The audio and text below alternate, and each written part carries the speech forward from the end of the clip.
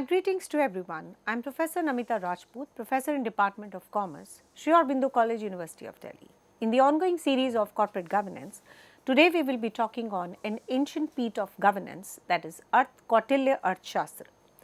So, we will be starting with a concept called comparative analysis with the modern governance. Now, when you compare a Rajniti, that is the ancient Indian scene of the statecraft with the modern governance systems, it offers certain insights into their similarities and differences. So, let us dwell into this important and a pertinent field. The first is your ethical foundations. Rajniti emphasizes the ethical governance based on the principles like justice, integrity, and compassion. The modern governance systems also prioritize the ethics and accountability, often enshrined in the legal framework and the code of conduct for the public officials. The next point of comparison is your democratic participation. Modern governance typically involves a democratic participation, where the citizens have a right to vote, participate in decision-making process, and hold their leaders accountable through the regular elections.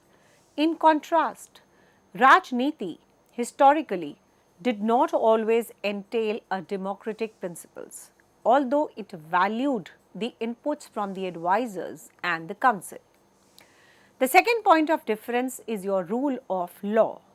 Both Rajniti and the modern governance uphold the rule of a fundamental principle.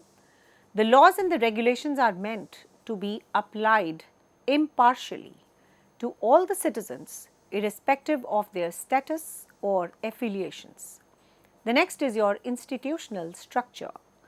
The modern governance often features the complex institutional structure with the separate branches of the government, executive, legislative, and judicial, to ensure the checks and the balances. Rajniti, while having the administrative structure, might not always have had such formal separations, with the power centralized in the ruler or the ruling council. The next is your technological advancements. The modern governance leverages the technology extensively for the communication, data management, and the service delivery. In contrast, Rajniti relied on the traditional forms of communication and administration, such as messengers and the couriers, but also demonstrated advanced knowledge in the areas like city planning and the irrigation system. The next important point of comparison between the traditional and the modern governance is the global interconnectedness. The modern governance operates in an interconnected global environment, with the national engaging in international diplomacy, trade agreements, and alliances. The Rajniti also recognized the importance of diplomacy and the trade, with the ancient Indian states engaging in diplomatic missions and establishing a trade route with the neighboring regions. The next is your economic management.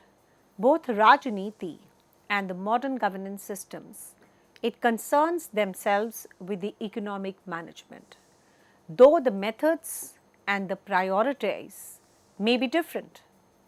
The modern governance typically involves the complex economic policies, monetary systems, and the fiscal management, while the Rajniti often focused on the principles of wealth generation, trade regulation, and the taxation. Another important area where there is a huge difference between the comparison of the old and the new system of governance, as far as the Rajniti and the modern method of governance is concerned, is the cultural and the social context. Rajniti was deeply rooted into the cultural and the social context of the ancient India, influenced by Hindu philosophical traditions and the societal norms. The modern governance operates within the diverse cultural context worldwide, with the varying interpretations of the governance principles and the practices. So, we can say that there are similarities in the ethical foundations and the principles of governance between the Rajniti and the modern governance systems. There are also notable differences in the terms of institutional structure, technological advancements, and the global interconnectedness. Understanding these comparative aspects can actually provide valuable insights into the evolution of the governance systems over time and their adaptation to the changing societal needs and the context. Now, let us discuss certain interesting aspects which are relating to the challenges and the critique of Arthashastra. The Arthashastra, attributed to Chanakya, presents a very comprehensive treatise on the statecraft, economics, and the military strategy. Despite its historical significance and enduring influence, the text has faced several challenges and the critique. The first and the foremost challenge and the critique is all about authorship and authenticity. The scholars have debated the authorship and authenticity of Arthashastra, while it is traditionally attributed to Chanakya, also known as Kautilya. Some scholars argue that it may have been authored by multiple authors over time. The exact dating and origin of the text are also subject to scholarly inquiry. The next aspect we are going to discuss is the ethical dilemma. The critics have raised a concern about the ethical principles advocated in the Arthashastra. Some passages endorse the tactics like the deceit, espionage, manipulation to achieve the political ends. This has led to the ethical dilemmas regarding the moral implications of certain strategies proposed in the context and the text. Authoritarianism. The Arthashastra has been criticized severely for promoting the authoritarianism governance, with a big emphasis on the centralization of the power and the use of the force to maintain the control. The critics argue that the text prioritizes the interest of the ruler over the well-being and the rights of the citizens, potentially leading to oppressive regimes. Practicality and application is another aspect of challenge and critique of the Arthashastra Kautilya. So, let us discuss this. The Arthashastra often offers a wealth of strategic insights and the policy recommendations. Some of the critique questions the practicality and the applicability of its prescriptions in the contemporary context. The text was written in a very specific historical and the cultural context, and the efficacy of its strategies may vary in the modern governance settings. Out of this, first is your economic policy. The economic policies proposed in the Arthashastra, such as the state intervention in the trade and the regulation of the markets, they have been subject to a huge criticism. Some argue that the text emphasis on the state control may stifle economic innovation and hinder the market efficiency, particularly in the context of the modern free market economies. This is like a gender bias, one of the challenge and the critique of the Arthashastra. The critics have pointed out the gender bias present in the Arthashastra, which reflects the patriarchal norms which were prevalent deeply in the ancient Indian society. The text often portrays a woman as the subject of manipulation or as a source of potential instability, rather than an active participants in the governance or the decision making process. Then this aspect is hugely challenged and criticized in terms of the historical context. The Arthashastra reflects the socio-political realities of the ancient India, including the prevalence of the small kingdoms, agrarian economies, and the warfare among the rival states. The critiques caution against the uncritical application of its principles to the contemporary governance context, which may differ significantly from the historical milieu in which the text was written. Despite these challenges and the critique, the Arthashastra remains a valuable source of historical insight and the strategic wisdom, continuing to provoke a scholarly debate and the analysis regarding its relevance and the implication for the governance and the statecraft. The future relevance and the adaptation. The Arthashastra, despite its ancient origin, it still holds the relevance in the certain aspects of the modern governance and the statecraft. So, let us see how it can be adapted and remain pertinent in the future. The first is your strategic thinking. The Arthashastra provides timeless insights into the strategic thinking and the decision making process.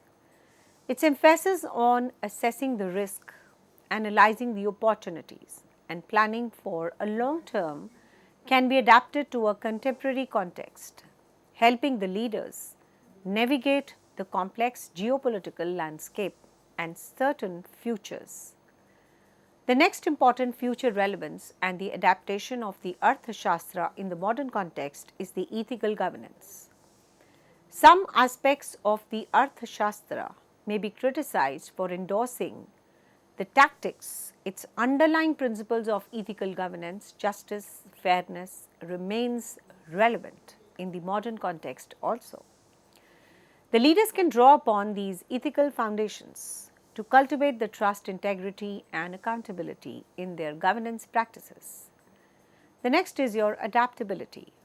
The Arthashastra underscores the importance of adaptability and the flexibility in responding to the changing circumstances. In an era of rapid technological advancements and geopolitical shifts, the ability to adapt the strategies and the policies according to are paramount for effective governance. The future relevance and the adaptation. Economic management. The economic principle outlined in the Arthashastra, like taxation, trade regulation and infrastructure development, can actually inform the contemporary economic policies. By balancing the state intervention with the market forces, the government can promote the sustainable economic growth and the equitable development. The national security. The Arthashastra offers the insights into a national security strategies, including the intelligence gathering, defense, preparedness and diplomacy. In an increasingly interconnected world facing the diverse security threats, these principles can help the government safeguard their citizens and the national interest. The leadership development. The Arthashastra provides the guidance on the leadership qualities and the skills, emphasizing the virtue such as wisdom, integrity and decisiveness. The future relevance and adaptation as far as this Arthashastra and the modern adaptability is concerned is the leadership development programs can actually draw upon these principles to nurture the effective and the ethical leaders capable of addressing the complex challenges. The next aspect is your crisis management. The Arthashastra offers the strategies for managing the crisis and the conflicts, including the negotiation, mediation and the use of the soft power. By applying these principles, the government can mitigate the crisis, build resilience and foster the stability in times of adversity. Next is your cultural adaptation.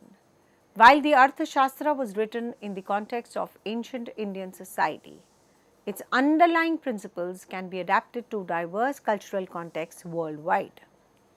By incorporating the local values and the traditions, the government can tailor the governance practices to resonate with their citizens and promote a social cohesion.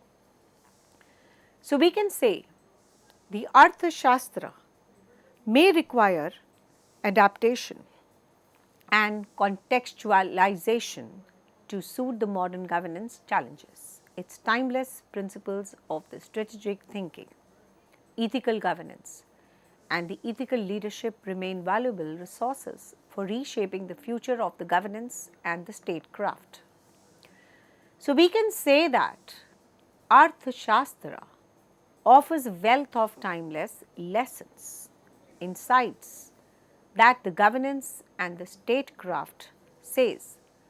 Now, there are some concepts from the Kautilya Arthashastra which are still relevant from the study of the book and will open many new aspects, managerial concepts, which is actually management scholars they would like to research upon. More studies in order to the areas of the corporate governance such as the strategic management, financial management, human resource management from the Kautilya Arthashastra are likely to be undertaken in the most near future. Now, despite being penned over 2 millennium ago, its principles remain relevant, adaptable to the contemporary challenges. Now, here are some few lessons which have been learned from the Arthashastra. The first and the foremost is the strategic thinking. The importance of the strategic thinking cannot be overstated. The Arthashastra underscores the need for the leaders to assess the risk, seize the opportunities, and plan for the long-term navigation, the complexities of the governance with the foresight and the prudence. The next important aspects, which are actually the lessons learned from the Arthashastra, are the ethical governance. While pragmatic in its approach, the Arthashastra also emphasizes the importance of the ethical governance. The leaders are encouraged to uphold the principles of justice, fairness, integrity, fostering a trust and legitimacy amongst their subject. Another lesson learned is your adaptability and the flexibility. In a world characterized by a rapid change, dynamism, ever-changing atmosphere, the environment of uncertainty, adaptability is the key. The Arthashastra advocates for flexibility in the governance, urging the leaders to adapt their strategies and the policies to the evolving circumstances while remaining a steadfast in their overarching objectives. Next is your economic management. Sound economic management is central to the stability and the prosperity of the state. Drawing from the principles of taxation, trade regulation, and the infrastructure development outlined in the Arthashastra, government can actually promote a sustainable economic growth and equitable development. The next is your national security. The Arthashastra offers the insights into the national security strategies, emphasizing the importance of intelligence, gathering defense preparedness, and diplomacy in safeguarding the interest of the state and its citizens. Leadership development. Effective leadership is indispensable to a good governance. The Arthashastra provides a guidance on cultivating the leadership qualities, skills, nurturing leaders who are wise, ethical, and capable of inspiring the trust and the confidence. Another aspect is your crisis management. The crises are inevitable, but effective crisis management can actually mitigate their impact. So, by employing the strategies like negotiation, mediation, and the judicious use of the power, the government can actually negotiate the crisis with resilience and overall resolve the issue. The cultural adaptation. The principles of Arthashastra can be adapted to diverse cultural contexts, resonating with the values and the traditions of the different societies.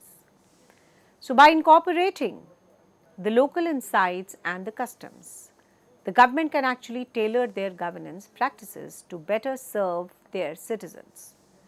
So, in the essence, we can say the Arthashastra serves as a timeless guide book for the governance and the statecraft, offering the valuable lessons for the leaders seeking to navigate the complexity of the governance with wisdom, integrity, and effectiveness. By heading its lessons and adaptation, its principles to the modern context, the government can build a resilient, prosperous, and a just society which is beneficial for all. So, we can say that Arthashastra, which is an ancient piece of work, is having an important legal eye, strategic eye, and is quite relevant in the modern era.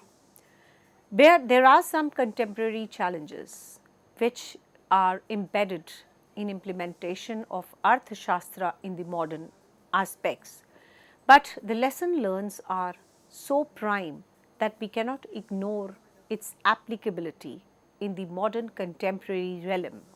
Like we talked about the strategic thinking, the importance of the strategic thinking cannot be overstated. And of course, it helps us in planning the long term navigation of the complexities of the governance with the foresightedness and the prudence.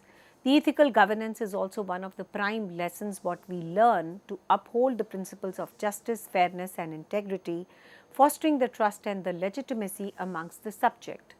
And also in terms of adaptability and the flexibility, the aspects, the changes, the environment which is around, they are dynamic, uncertain, ever changing. But what is the key which is derived from the lessons of Arthashastra? Yes, we are talking about the adaptability and the flexibility, which is advocated in the Arthashastra, and it is so strong that if it is adopted in our strategies and inbuilt in our programming of steering the organization forward, time is not far that we are able to achieve the overarching objectives by implementation of this ancient aspects of governance. And of course, when you talk about the economic management, there are some sound economic management which is actually central to the stability and the prosperity of the state. So, we have to see that we have to draw from the ancient ways of steering the organizations forward. We have to take and derive the lessons from the contemporary to the contemporary, from the ancient scriptures, from the ancient aspects of governance, that is Kautilya Arthashastra. And of course, if we are able to apply the ancient wisdom into the contemporary realm, we are able to attain a sustainable economic growth which is more sustainable, equitable, just and fair. And of course, when you talk about the national security also, the Arthashastra offers the insights into the national security strategies also, which are very pertinent in the present aspect, because we are having a lot of issues as far as the borders are concerned, as far as the neighboring countries are concerned. So, if we implement the Arthashastra, we will be able to attain the issues sorted as far as the national security is concerned in terms of defense, in terms of gathering data, in terms of intelligence, in terms of preparedness, in terms of diplomacy, in terms of making of the principles, in terms of making of the policies, which is actually derived from the Arthashastra. So, it is going to help us in the preparedness aspect of the national security also. And also in terms of the leadership development, effective leadership is indispensable whether it is in ancient times or the modern times. So, Arthashastra is actually a guide which helps us in cultivating the leadership, nurture the leaders which are more wise, more ethical, more intelligent, more inspiring, more trustworthy and more loyal. Also in terms of the crisis management, which we have already discussed. So, let us have a small recap. The crisis is actually sometimes inevitable. So, how to manage the crisis effectively, how to mitigate its impact, the overall ancient Arthashastra knowledge helps us in judicious overcoming these aspects, navigating the crisis resilience and resolution to the best possible extent. We are also able to adapt the culture well in terms of resonating our traditions, in terms of resonating in terms of the different societies. This cultural wisdom is actually derived from our Arthashastra Kautilya, which is help in navigating this aspect also very nicely. So, by incorporating these local insights and the custom, the government can actually tailor the governance practices to better serve their citizens. So, at the end we can say the Arthashastra serve as a timeless guide for the governance and the statecraft. It is offering the valuable lessons for the leaders navigating the complexities of the governance with the wisdom, resilience, integrity and effectiveness. Thank you very much.